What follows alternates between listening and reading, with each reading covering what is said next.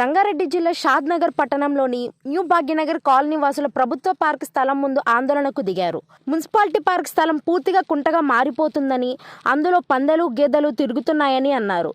మురుగునీటిలో దోమల బెడదతో గత 10 సంవత్సరాలుగా దుర్వాసనతో రోగాల బారిన పడుతున్నామని, ఎన్నిసార్లు మున్సిపల్ అధికారులకు ఫిర్యాదు చేసినా పట్టించుకోవడం లేదని ఆవేదన వ్యక్తం చేస్తున్న కాలనీ వాసులతో మా ప్రతినిధి సత్యనారాయణ ఫేస్ టు ఫేస్.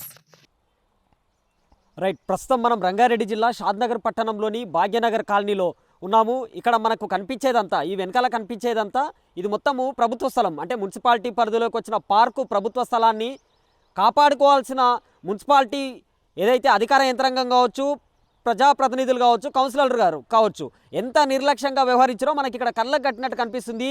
ఈ పార్కు స్థలంలో మొత్తం కొన్ని పార్కు స్థలాలను మనం తీసుకుంటే కనుక చాలా నీట్గా ప్రజలకు ఇక్కడున్న కాలనీవాసులకు ఉపయోగపడేటట్టు ఉంటాయి. కానీ ఇది మొత్తం చెరువు కుంటను తలపిస్తున్న పరిస్థితి. ఇక్కడ కాలనీవాసులు అయితే గత 10 సంవత్సరాల నుంచి ఇక్కడ దోమలకు, ఈగలకు ఈ దుర్వాసన, కనీసం మనం ఇక్కడ 2 సెకండ్లు కూడా నిలబడలేని అంత దరిద్రంగా ఇక్కడ ఈ దుర్వాసన వస్తుంటే సంబంధిత మున్సిపల్ అధికారులకు కానీ ఇక్కడున్న ప్రజాప్రతినిధులకు కాలనీవాసులు తీసుకెళ్ళినా అసలు పూర్తిగా నిర్లక్ష్యంగా వ్యవహరించిన పరిస్థితి ఉంది. చివరికి మనం ఇక్కడికి వచ్చి చూస్తే మాత్రం 2 సెకండ్లు ఇక్కడ నిలబడలేని పరిస్థితి ఇది. మరి మున్సిపాలిటీలో కోట్ల రూపాయల నిధులు ఉన్నా ఎందుకు వాటిని ఖర్చు చేసి ఈ అండర్ డ్రైనేజ్ పైప్ లైన్లు పెట్టి ఈ కాలనీవాసుల సమస్యలు తీర్చలేరో, ఎన్నిసార్లు వాళ్ళు మున్సిపల్ అధికారులకు ఫిర్యాదు చేశారు అనేది ఒకసారి కాలనీవాసులు ఉన్నారు ఇక్కడ అడిగి తెలుసుకునే ప్రయత్నం చేద్దాం. చెప్పండి బ్రదర్, అని అసలు ఎన్ని రోజుల నుంచి ఈ సమస్య ఎదుర్కొంటున్నారు మీరు?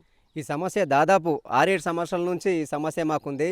ఇంతకుముందు ఉన్నటువంటి మాజీ ఎమ్మెల్యే అంజయ్ యాదవ్ గారి దృష్టి కూడా దాదాపు ఒక 5-6 సార్లు తీసుకుపోవడం జరిగింది. ఆయనను కూడా ఇక్కడికి తీసుకొచ్చి చూపించడం కూడా జరిగింది. అయినా సరే మేము చేస్తామని చెప్పడం కూడా జరిగింది. ఆయన ఇప్పటివరకు కూడా ఏం చేయలేరు. వాళ్ళు కూడా కమిషన్ కూడా చెప్పినాము. అదేవిధంగా చైర్మన్ గారికి కూడా చాలాసార్లు వినవించుకున్నాము. మా బాధ ఈ విధంగా ఉంది మా బాధ అని చాలాసార్లు చెప్పినాము. ఈ వార్డు కౌన్సిలర్ రాజన్న గారు కూడా చాలాసార్లు చెప్పడం జరిగింది. ఆయన కూడా అయిపోయింది చేస్తామని చెప్తూ వస్తున్నాయి. కానీ ఫిర్యాదు చేసినామండి, చాలాసార్లు చేస్తున్నాము. ఇప్పుడు అయితే బడ్జెట్ లేదని అనడం జరిగింది. కానీ మాత్రము ఇదే విధంగా ఉన్నది. అంటే మనం ఇక్కడ కనీసం 2 సెకండ్లు కూడా నిలబడలేకపోతున్నాం బ్రదర్. ఇక్కడ అంటే ఈ పందులు, గేదెలు, దోమలు, ఈగలు ఎలా భరిస్తున్నారు? మీరు ఎంతకాలం నుంచి భరిస్తున్నారు? మేం చేసాను ఇక్కడ పోలేని పరిస్థితి మాది. మామూలుగా ఏదో ఇంత జీతం వస్తే నీళ్లు గడుచుకుంటుంది. అందరు చెప్పి అలసిపోయి ఎవరి బాధ ఏం చేస్తామని చేయడం తప్ప ఏమన్నా అంటే కూడా వాళ్ళు బెదిరించడం చేస్తాం పాటు అది కూడా రుబాబుగా మాట్లాడడం కూడా జరుగుతుంది. దీనికి పూర్తిగా ఈ సమస్యకు దారి ఏంది అసలు? అంటే అండర్ డ్రైనేజ్ ఏర్పాటు చేయడమా ఏంది?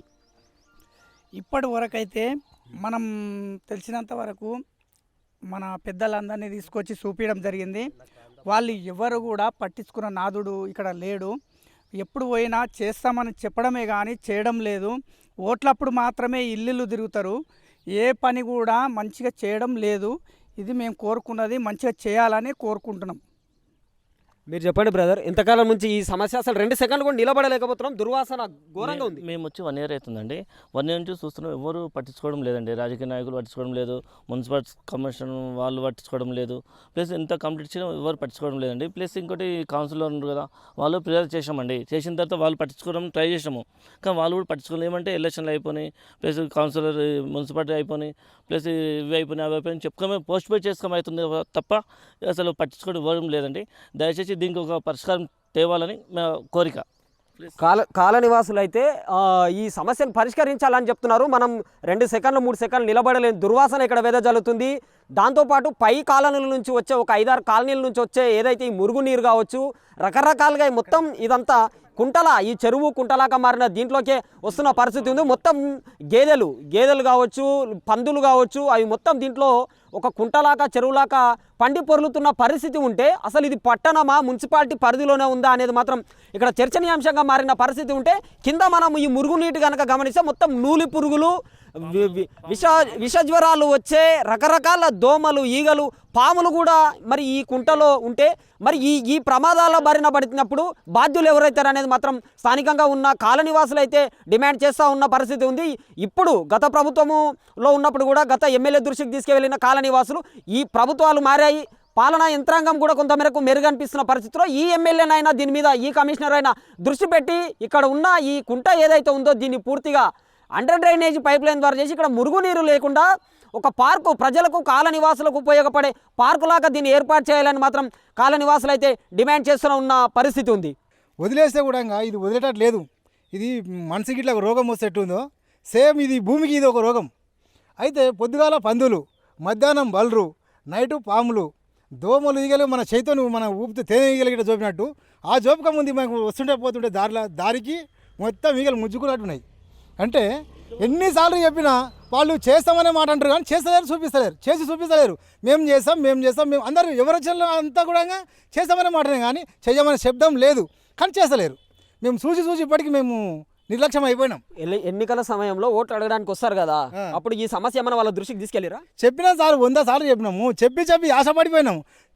ఇంకో ఒక నెల రోజులు ఒక 15 రోజులు ఆగు, ఇంకా ఎట్లా చేస్తాం, కాకపోతే ఇంకా పనసు లేదు అని 4 రోజులు చెప్తారు. 4 నాడు మళ్ళీ పోతే చేద్దాం ఇంకా సార్ లేడు చేద్దాం, ఇదే మాటలు. కానీ చేసింది లేదు. ఒక ట్రిప్పర్ మన తెచ్చి ఇలా పోసింది లేదు, ఒక టాటర్ మన తెచ్చి పోసింది లేదు. మేము చూసి మా కళ్ళు ఇంకా చూడడానికే ఈ పార్కు స్థలాలను ప్రభుత్వ మున్సిపాలిటీ వాళ్ళే రక్షించుకొని ప్రజలకు అవసరంగా ఉపయోగపడేటట్టు ఉంటాయి. కానీ పూర్తిగా చెరువులను కుంటలను తయారు చేశారుగా. కుంటలు అందులో మురికి వాసన, మధ్యాహ్నం బలరు వచ్చి పొలినాయంటే ఇంట్లో చుట్టూ మొత్తం వాసన అమ్ముకుంటుంది. ఆ వాసనకు మేము ఇవ్వలేకపోతాం. అంత విపరీతమైన వాసన, దురవాసన ఉంటుంది. 2017లో వచ్చామండి. అప్పుడు ఎక్కువ ఇండ్లు లేవు, చిన్న కాలువ అంతే. అది ఇప్పుడు ఈ 4 ఇయర్స్ క్రితం నుంచి మహాసముద్రం అయింది మురికి నీరు అనేది. ఇండ్లు పెరిగినాయి కానీ దానికి యోగం మాత్రం లేదు. ఆ పార్క్ ఒక మహాసముద్రం అయింది. ఆ నీళ్ళే ఫిల్టర్ అయ్యి మాకు బోర్లల్లో వస్తున్నాయి.